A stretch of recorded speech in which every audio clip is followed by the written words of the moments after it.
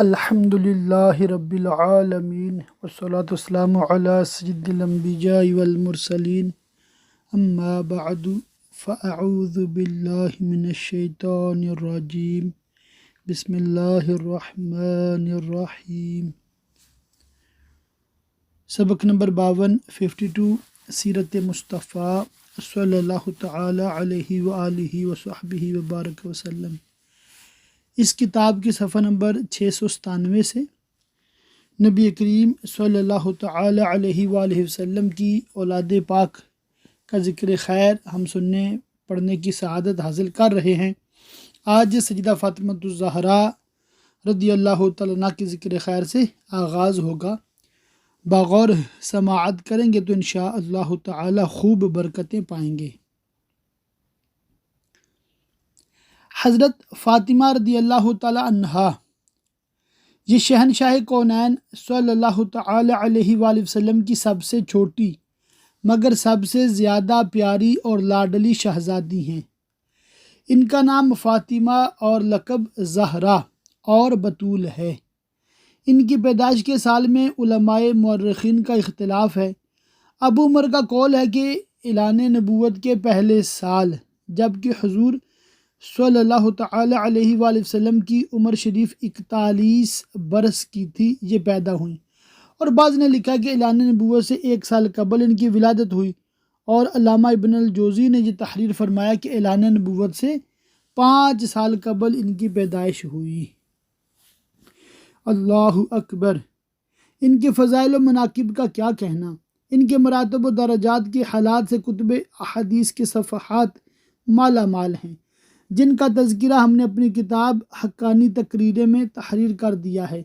حضور اقدس صلی اللہ تعالی علیہ وآلہ وسلم کا ارشاد ہے کہ یہ سیدہ نساء العالمین یعنی تمام جہان کی عورتوں کی سردار اور سیدۃ نساء اہل الجنہ اہل جنت کی تمام عورتوں کی سردار ہیں۔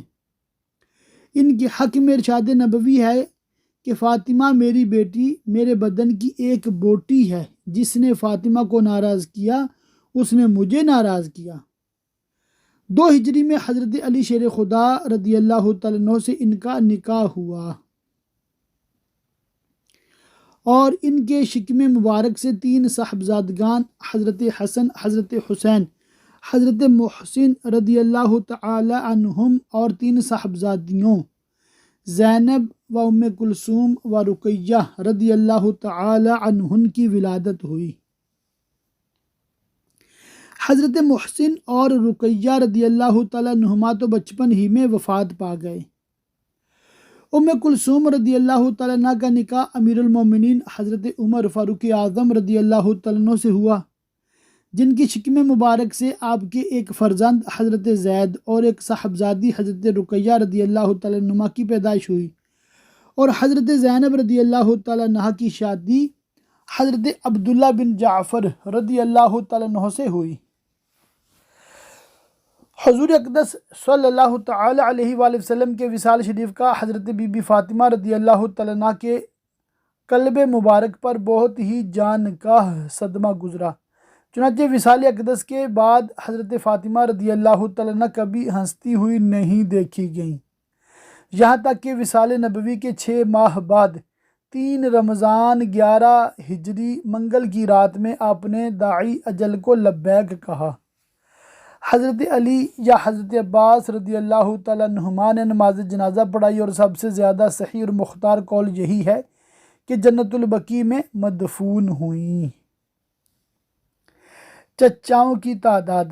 حضور اقدس صلی اللہ علیہ وآلہ وسلم کے چچاؤں کی تعداد میں مورخین کا اختلاف ہے۔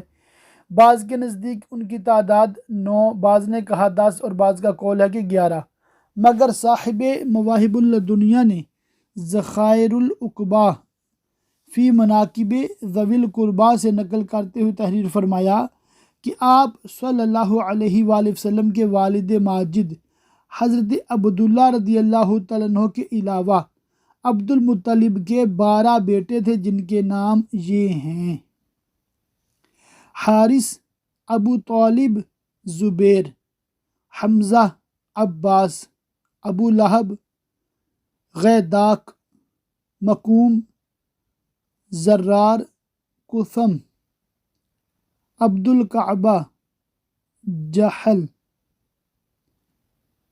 یا حجل.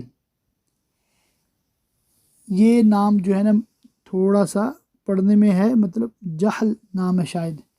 ان میں سے صرف حضرت حمزہ اور حضرت عباس رضی اللہ تعالیٰ عنہما نے اسلام قبول کیا.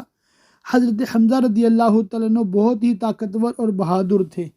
ان کو حضور اقدس صلی اللہ علیہ وآلہ وسلم نے اسد اللہ و اسد الرسول، اللہ اور رسول کا شیر کے معزز ممتاز لقب سے سرفراز فرمایا. یہ 3 ہجری میں جنگ احد کے اندر شہید ہو کر سید الشہداء کے لقب سے مشہور ہوئے، اور مدینہ منورہ سے 3 میل دور خاص جنگ احد کے میدان میں حضرت آپ رضی اللہ تعالیٰ عنہ کا مزار پرانوار زیارت گاہ عالم اسلام ہے. حضرت عباس رضی اللہ تعالیٰ عنہ کے فضائل میں بہت سی احادیث وارد ہوئی ہیں. حضور اقدس صلی اللہ علیہ وآلہ وسلم نے ان کے اور ان کی اولاد کے بارے میں بہت سی بشارتیں دیں اور اچھی اچھی دعائیں بھی فرمائی ہیں. 32 یا 33 ہجری میں 87 یا 88 برس کی عمر پا کر وفات پائی اور جنت البقیع میں مدفون ہوئے. آپ صلی اللہ تعالی علیہ وآلہ وسلم کی پھوپھیاں. آپ صلی اللہ تعالی علیہ وآلہ وسلم کی پھوپھیوں کی تعداد 6 ہے، جن کے نام یہ ہیں: عاتکہ، امیمہ، ام حکیم، برہ، صفیہ، عروہ یا عروی. ان میں سے تمام مورخین کا اتفاق ہے کہ حضرت صفیہ رضی اللہ تعالیٰ عنہ نے اسلام قبول کیا. یہ زبیر بن العوام رضی اللہ تعالیٰ عنہ کی والدہ ہیں. یہ بہت ہی بہادر اور حوصلہ مند خاتون تھیں. غزوہ خندق میں انہوں نے ایک مسلح اور حملہ آور یہودی کو تنہا ایک چوب سے مار کر قتل کر دیا تھا، جس کا تذکرہ غزوہ خندق میں گزر چکا. اور یہ بھی روایت ہے کہ جنگ احد میں بھی جب مسلمانوں کا لشکر بکھر چکا تھا، یہ اکیلی کفار پر نیزہ چلاتی رہیں، یہاں تک کہ حضور صلی اللہ علیہ وآلہ وسلم کو ان کی غیر معمولی شجاعت پر، یعنی بہت بڑی شجاعت پر انتہائی تعجب ہوا، اور آپ نے ان کے فرزند حضرت زبیر رضی اللہ تعالیٰ عنہ کو مخاطب فرما کر ارشاد فرمایا کہ ذرا اس عورت کی بہادری اور جانثاری تو دیکھو. 20 ہجری میں 73 برس کی عمر پا کر مدینہ منورہ میں وفات پا کر جنت البقیع میں مدفون ہوئی. حضرت صفیہ رضی اللہ تعالیٰ عنہ کے علاوہ عروی اور عاتکہ اور امیمہ کے اسلام میں مورخین کا اختلاف ہے. بعضوں نے ان تینوں کو مسلمان تحریر کیا اور بعضوں کے نزدیک ان کا اسلام ثابت نہیں. خود میں خاص ہیں. یوں تو تمام ہی صحابہ کرام رضی اللہ تعالیٰ عنہم حضور شمع نبوت صلی اللہ علیہ وآلہ وسلم کے پروانے تھے، اور انتہائی جانثاری کے ساتھ آپ کی خدمت گزاری کے لیے سبھی تن من دھن سے حاضر رہتے تھے. مگر پھر بھی چند ایسے خوش نصیب ہیں جن کا شمار حضور تاجدار رسالت صلی اللہ علیہ وآلہ وسلم کے خصوصی خدام میں ہے. ان خوش بختوں کی مقدس فہرست میں مندرجہ ذیل صحابہ کرام خاص طور پر قابل ذکر ہیں. نمبر 1، حضرت انس بن مالک رضی اللہ تعالیٰ عنہ. یہ حضور اقدس صلی اللہ علیہ وآلہ وسلم کے سب سے زیادہ مشہور و ممتاز خادم ہیں. انہوں نے 10 برس مسلسل ہر سفر و حضر میں آپ کی وفادارانہ خدمت گزاری کا شرف حاصل کیا. ان کے لیے حضور اقدس صلی اللہ علیہ وآلہ وسلم نے خاص طور پر یہ دعا فرمائی تھی کہ اے اللہ اس کے مال اور اولاد میں کثرت عطا فرما اور اس کو جنت میں داخل فرما. حضرت انس رضی اللہ تعالیٰ عنہ کا بیان ہے کہ آپ صلی اللہ علیہ وآلہ وسلم کی ان 3 دعاؤں میں سے 2 دعاؤں کی مقبولیت کا جلوہ تو میں نے دیکھ لیا کہ ہر شخص کا باغ سال میں 1 مرتبہ پھلتا ہے اور میرا باغ سال میں 2 مرتبہ پھلتا ہے، اور پھلوں میں مشک کی خوشبو آتی ہے، اور میری اولاد کی تعداد 106 ہے، جن میں 70 لڑکے اور باقی لڑکیاں ہیں. سبحان اللہ. اور میں امید رکھتا ہوں کہ میں تیسری دعا کا جلوہ بھی ضرور دیکھوں گا، یعنی جنت میں داخل ہو جاؤں گا۔ انہوں نے 2286 حدیثیں حضور صلی اللہ علیہ وآلہ وسلم سے روایت کی ہیں، اور حدیث میں ان کے شاگردوں کی تعداد بہت زیادہ ہے۔ ان کی عمر 100 برس سے زائد ہوئی۔ بصرہ میں 91 یا 92 یا 93 ہجری میں وفات پائی۔ حضرت ربیعہ بن کعب اسلمی رضی اللہ تعالیٰ عنہ یہ حضور صلی اللہ علیہ وآلہ وسلم کے لیے وضو کرانے کی خدمت انجام دیتے تھے، یعنی پانی اور مسواک وغیرہ کا انتظام کرتے تھے۔ حضور نے ان کو جنت کی بشارت دی تھی۔ 60 ہجری میں وفات پائی۔ حضرت ایمن بن ایمن رضی اللہ تعالیٰ عنہ حضور علیہ السلام کی ایک چھوٹی مشق جس سے آپ استنجا اور وضو فرمایا کرتے تھے، ہمیشہ آپ ہی کی تحویل میں رہا کرتی تھی۔ یہ جنگ حنین کے دن شہادت سے سرفراز ہوئے۔ حضرت عبداللہ بن مسعود رضی اللہ تعالیٰ عنہ یہ نعلین شریفین یعنی کہ پیارے آقا صلی اللہ علیہ وآلہ وسلم کے مبارک جوتے، شوز، اور وضو کا برتن اور مسند و مسواک یعنی تکیہ وغیرہ اور مسواک اپنے پاس رکھتے تھے، اور سفر و حضر میں ہمیشہ یہ خدمت انجام دیا کرتے تھے۔ 60 برس سے زیادہ عمر پا کر 32 یا 33 ہجری میں، بعض کا قول ہے کہ مدینہ میں، بعض کے نزدیک کوفہ میں وصال فرمایا۔ اور فقہ حنفی جو ہے نا ہماری، یہ انہی کے شاگردوں سے مطلب مروی ہے، عبداللہ بن مسعود رضی اللہ تعالیٰ عنہ، اور غالباً یہ 6 نمبر پہ مسلمان ہوئے تھے۔ سبحان اللہ۔ حضرت عقبہ بن عامر جوہنی، اچھا معاذ اللہ بعض لوگ اس کو نا توجہ نہیں کرتے نا، جہنمی پڑھ دیتے ہیں، یہ بہت بڑی غلطی ہے، فاش غلطی ہے۔ ایک صحابی رضی اللہ تعالیٰ عنہ کے نام کے ساتھ اس طرح نہیں کہنا۔ جوہنی قبیلہ جوہنا سے ہے، مطلب حضرت عقبہ بن عامر جوہنی رضی اللہ تعالیٰ عنہ یہ حضور صلی اللہ علیہ وآلہ وسلم کی سواری کے خچر کی لگام تھامے رہتے تھے۔ قرآن مجید اور فرائض کے علوم میں بہت ہی ماہر تھے، اور اعلیٰ درجہ کے فصیح خطیب اور شعلہ بیان شاعر تھے۔ حضرت امیر معاویہ رضی اللہ تعالیٰ عنہ نے اپنی حکومت کے دور میں ان کو مصر کا گورنر بنا دیا تھا۔ ان کے جو غلام ہو گئے خلق کے امام ہو گئے۔ سبحان اللہ۔ ان پہ یہ شعر بھی صادق آتا ہے۔ 58 ہجری میں مصر کے اندر ہی ان کا وصال ہوا۔ حضرت اصلع بن شریک رضی اللہ تعالیٰ عنہ یہ حضور اقدس صلی اللہ علیہ وآلہ وسلم کے اونٹ پر کجاوا باندھنے کی خدمت انجام دیا کرتے تھے۔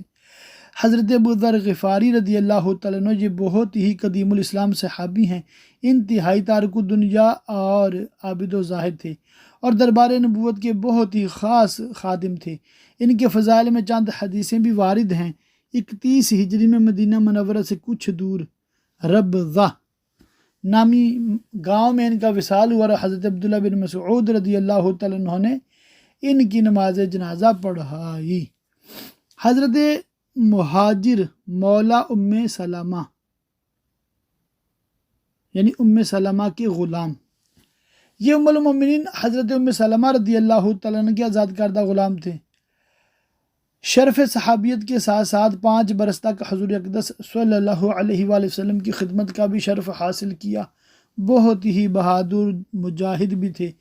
مصر کو فتح کرنے والی فوج میں شامل تھے۔ کچھ دنوں تک مصر میں رہے، پھر طحا چلے گئے اور وہاں اپنی وفات تک مقیم رہے۔ حضرت حنین مولا عباس رضی اللہ تعالیٰ عنہما یہ پہلے حضور صلی اللہ علیہ وآلہ وسلم کے غلام تھے، اور دن رات آپ کی خدمت کرتے تھے۔ پھر آپ صلی اللہ علیہ وآلہ وسلم نے انہیں اپنے چچا حضرت عباس رضی اللہ تعالیٰ عنہ کو عطا فرما دیا، اور یہ حضرت عباس کے غلام ہو گئے۔ لیکن چند ہی دنوں کے بعد حضرت عباس نے ان کو اس لیے آزاد کر دیا تاکہ یہ دن رات بارگاہ نبوت میں حاضر رہیں اور خدمت کرتے رہیں۔ حضرت نعیم بن ربیعہ اسلمی رضی اللہ تعالیٰ عنہ یہ بھی خادمان بارگاہ رسالت کی فہرست خاص میں شمار کیے جاتے ہیں۔ حضرت ابو الحمراء رضی اللہ تعالیٰ عنہ ان کا نام ہلال بن الحارث ہے، بلال، ہلال کیا کر رہا ہوں میں، ان کا نام ہلال ہے، ہلال بن الحارث تھا۔ یہ حضور صلی اللہ علیہ وآلہ وسلم کے آزاد کردہ غلام اور خادم خاص ہیں۔ وفات نبوی کے بعد یہ مدینہ سے حمص چلے گئے اور وہیں ان کی وفات ہوئی۔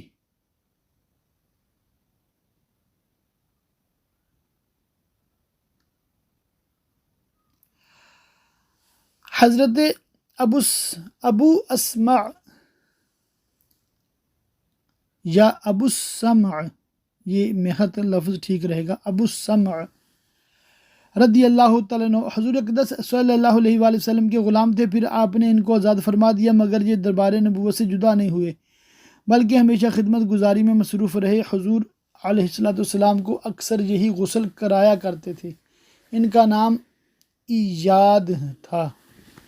خصوصی محافظین، کفار چونکہ حضور اقدس صلی اللہ علیہ وآلہ وسلم کے جانی دشمن تھے اور ہر وقت اس طاق میں لگے رہتے تھے کہ اگر ایک ذرا بھی موقع مل جائے تو آپ کو شہید کر ڈالیں، بلکہ بارہا قاتلانہ حملے بھی کر چکے تھے۔ اس لیے کچھ جانثار صحابہ کرام رضی اللہ تعالیٰ عنہم باری باری سے راتوں کو آپ کی مختلف خوابگاہوں اور قیام گاہوں کا شمشیر بکف یعنی تلوار ہاتھ میں لے کر پہرا دیا کرتے تھے۔ یہ سلسلہ اس وقت تک جاری رہا جبکہ یہ آیت نازل ہو گئی کہ اللہ تعالیٰ آپ کو لوگوں سے بچائے گا۔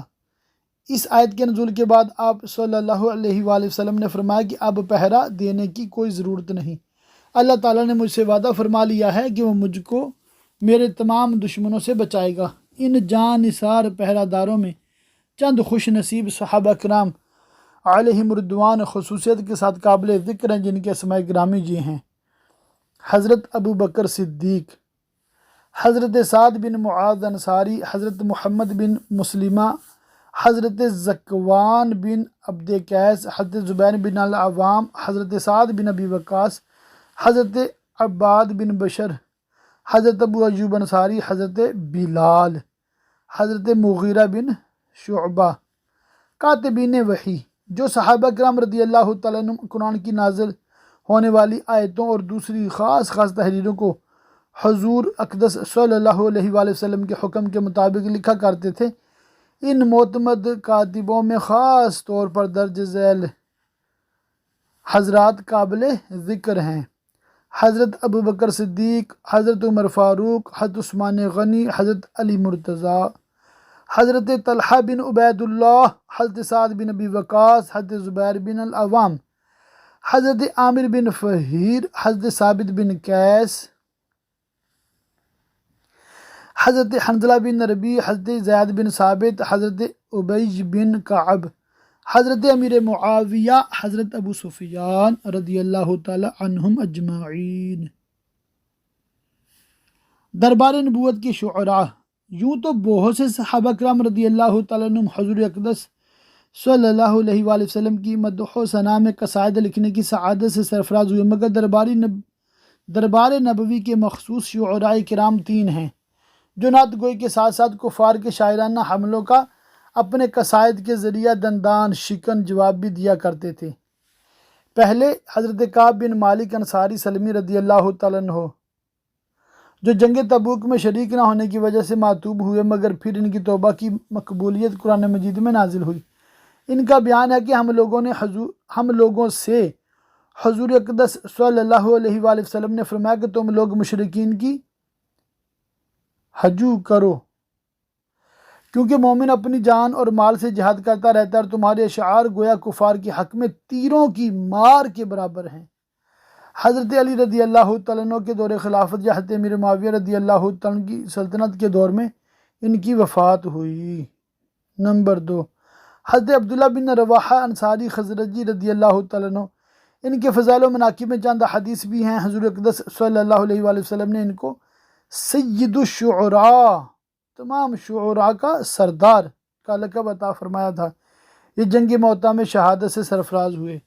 نمبر 3، حضرت حسان بن ثابت بن منظر بن عمر انصاری خزرجی رضی اللہ تعالیٰ عنہ، یہ دربار رسالت کے شعراء کرام میں سب سے زیادہ مشہور ہیں۔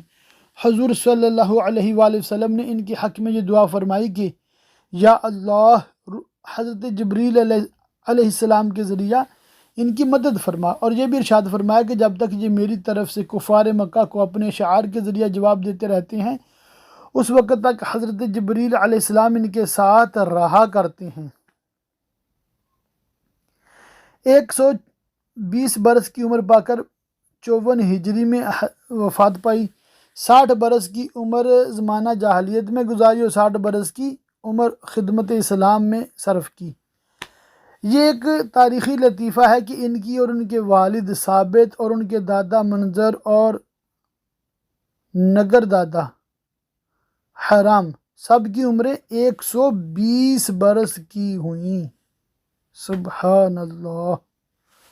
خصوصی مؤذنین، حضور اقدس صلی اللہ علیہ وآلہ وسلم کے خصوصی مؤذنوں کی تعداد 4 ہے۔ نمبر 1 بلال بن رباح رضی اللہ تعالیٰ عنہ۔ نمبر 2 حضرت عبداللہ بن ام مکتوم نابینا رضی اللہ تعالیٰ عنہ، یہ دونوں مدینہ منورہ میں مسجد نبوی کے مؤذن ہیں۔ نمبر 3 حضرت سعد بن عائذ رضی اللہ تعالیٰ عنہ، جو سعد کرز کے لقب سے مشہور ہیں، یہ مسجد قباء کے مؤذن ہیں۔ حضرت ابو محذورہ رضی اللہ تعالیٰ عنہ، یہ مکہ مکرمہ کی مسجد حرام میں اذان پڑھا کرتے تھے۔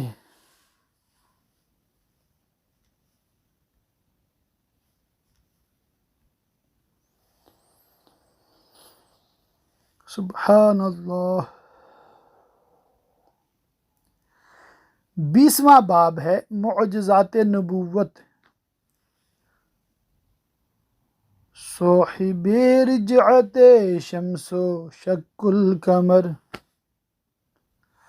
نائب دست قدرت پہ لاکھوں سلام، عرش تا فرش ہے جس کے زیر نگیں، اس کی قاہر ریاست پہ لاکھوں سلام۔ معجزہ کیا ہے؟ حضرت انبیاء کرام علیہ السلام سے ان کی نبوت کی صداقت ظاہر کرنے کے لیے کسی ایسی تعجب خیز چیز کا ظاہر ہونا جو عادتاً نہیں ہوا کرتی، اسی خلاف عادت ظاہر ہونے والی چیز کا نام معجزہ ہے۔ معجزہ چونکہ نبی کی صداقت ظاہر کرنے کے لیے ایک خداوندی نشان ہوا کرتا ہے، اس لیے معجزہ کے لیے ضروری ہے کہ وہ خارق عادت ہو، یعنی ظاہری علل و اسباب اور عادات جاریہ کے بالکل ہی خلاف ہو، ورنہ ظاہر ہے کہ کفار اس کو دیکھ کر کہہ سکتے ہیں کہ یہ تو فلاں سبب سے ہوا ہے، اور ایسا تو ہمیشہ عادتاً ہوا ہی کرتا ہے۔ اس بنا پر معجزہ کے لیے یہ لازمی شرط ہے، بلکہ یہ معجزہ کے مفہوم میں داخل ہے کہ وہ کسی نہ کسی اعتبار سے اسباب عادیہ اور عادات جاریہ کے خلاف ہو، اور ظاہری اسباب و علل کے عمل دخل سے بالکل ہی بالا تر ہو، تاکہ اس کو دیکھ کر کفار یہ ماننے پر مجبور ہو جائیں کہ چونکہ اس چیز کا کوئی ظاہری سبب بھی نہیں ہے اور عادتاً کبھی ایسا ہوا بھی نہیں کرتا، اس لیے بلا شبہ اس چیز کا کسی شخص سے ظاہر ہونا انسانی طاقتوں سے بالا تر کارنامہ ہے، لہذا یقیناً یہ شخص اللہ عز و جل کی طرف سے بھیجا ہوا اور اس کا نبی ہے۔ معجزات کی 4 قسمیں۔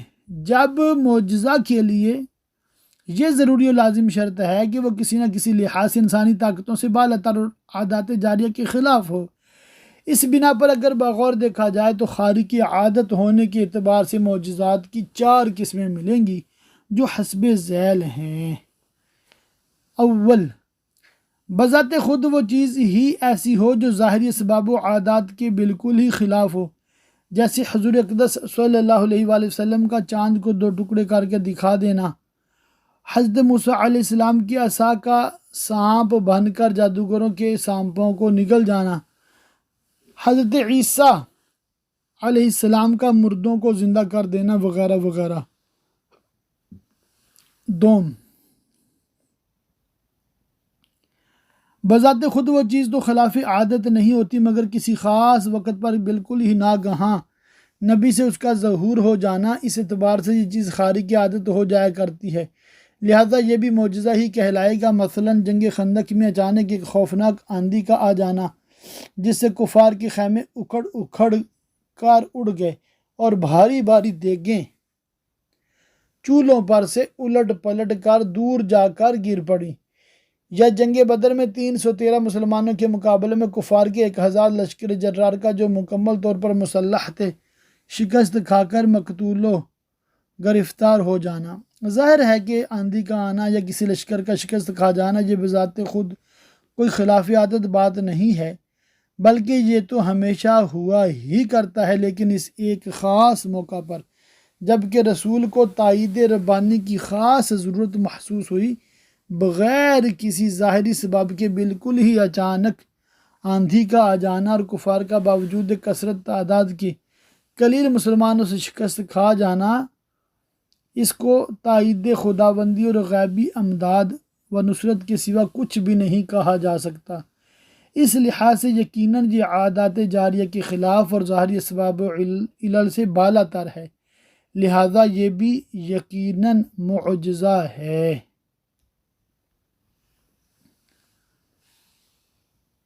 صوم ایک صورت یہ بھی ہے کہ نہ تو بذات خود وہ واقعہ خلاف عادت ہو، نہ اس کے ظاہر ہونے کے بعد وقت خاص میں خلاف عادت کوئی بات ہوتی ہے، مگر اس واقعہ کے ظاہر ہونے کا طریقہ بالکل ہی نادر الوجود اور خلاف عادت ہوا کرتا ہے۔ مثلاً انبیاء علیہ السلام کی دعاؤں سے بالکل ہی ناگہاں پانی کا برسنا، بیماروں کا شفا یاب ہو جانا، آفتوں کا ٹل جانا۔ ظاہر ہے کہ یہ باتیں نہ تو خلاف عادت ہیں، نہ ان کے ظاہر ہونے کا کوئی خاص وقت، بلکہ یہ باتیں تو ہمیشہ ہوا کرتی ہیں، لیکن جن طریقوں سے اور جن اسباب سے یہ چیزیں وقوع پذیر ہوئیں کہ ایک دم ناگہاں نبی نے دعا مانگی اور بالکل ہی اچانک یہ چیزیں ظاہر میں آ گئیں، اس اعتبار سے یقیناً بلا شبہ یہ ساری چیزیں خارق عادت اور ظاہری اسباب سے الگ اور بالا تر ہیں، لہذا یہ چیزیں بھی معجزات ہی کہلائیں گے۔ چہارم، کبھی ایسا بھی ہوتا ہے کہ نہ تو خود واقعات عادات جاریہ کے خلاف ہوتا ہے، نہ اس کا طریق ظہور خارق عادت ہوتا ہے، لیکن بلا کسی ظاہری سبب کے نبی کو اس واقعہ کا قبل از وقت علم غیب حاصل ہو جانا اور واقعہ کے وقوع سے پہلے ہی نبی کا اس واقعہ کی خبر دے دینا، یہ خلاف عادت ہوتا ہے۔ مثلاً حضرات انبیاء علیہ السلام نے واقعات کے ظہور سے پہلے بہت پہلے جو خبریں دی ہیں، یہ سب واقعات اس اعتبار سے خارق عادت اور معجزات ہیں۔ چنانچہ مسلم شریف کی روایت ہے کہ ایک روز بہت ہی زوردار آندھی چلی،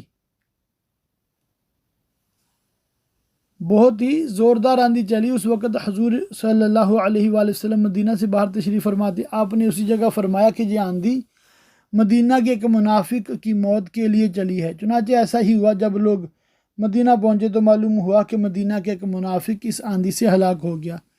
غور کیجئے کہ اس واقعہ میں نہ تو آندھی کا چلنا خلاف عادت ہے، نہ کسی آدمی کا آندھی سے ہلاک ہونا اسباب و عادات کے خلاف ہے، کیونکہ آندھی ہمیشہ آتی ہی رہتی ہے اور آندھی میں ہمیشہ آدمی مرتے ہی رہتے ہیں، لیکن اس واقعہ کا قبل از وقت حضور علیہ السلام کو علم ہو جانا اور رب کا لوگوں کو اس غیب کی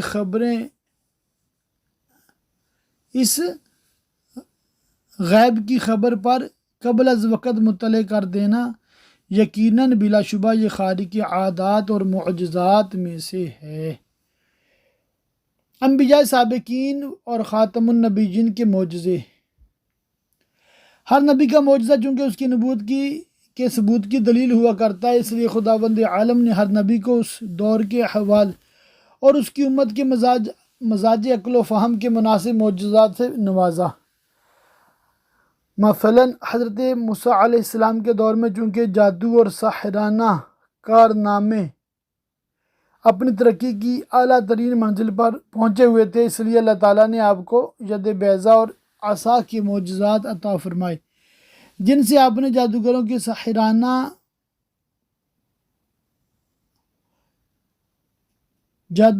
ساحرانہ کارناموں پر اس طرح غلبہ حاصل فرمایا کہ تمام جادوگر سجدہ میں گر پڑے اور آپ کی نبوت پر ایمان لائے۔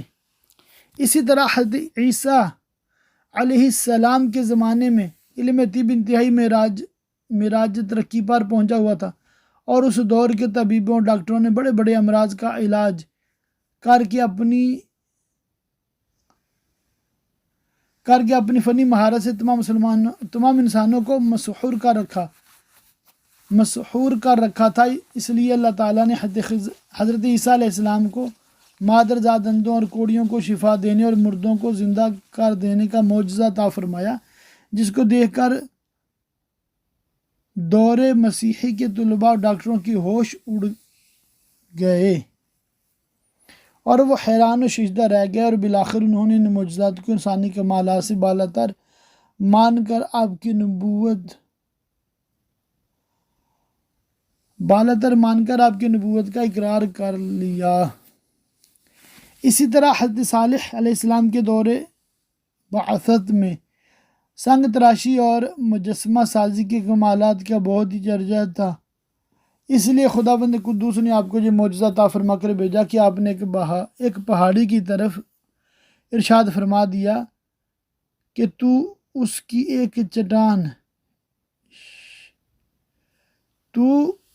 ایک چٹان شق ہو گئی، اور اس میں سے ایک بہت ہی خوبصورت اور تندرست اونٹنی اور اس کا بچہ نکل پڑا، اور آپ نے فرمایا یہ اللہ کی اونٹنی ہے، یہ تمہارے لیے معجزہ بن کر آئی ہے۔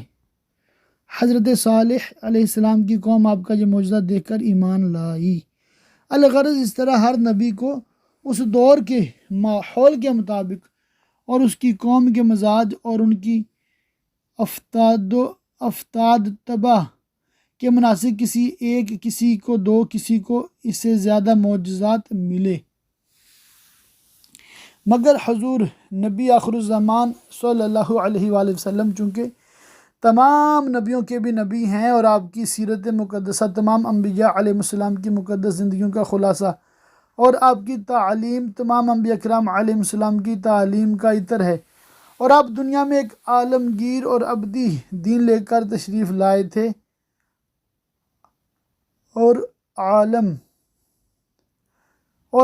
کائنات میں اولین و آخرین کے تمام اقوام و ملل آپ کی مقدس دعوت کے مخاطب تھے۔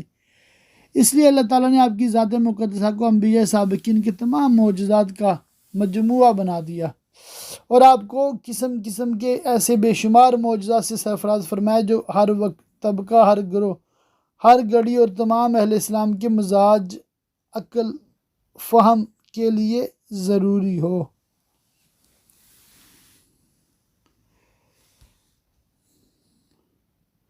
اللہ تعالیٰ کی پاک بارگاہ میں دعا کہ اللہ پاک ہمیں علم دین حاصل کرنے، عمل کرنے، یاد رکھنے، دوسروں تک پہنچانے کی توفیق رفیق مرحمت فرمائے، آمین بجاہ النبی الامین وصلی اللہ تعالی علیہ وآلہ وصحبہ وبارک وسلم۔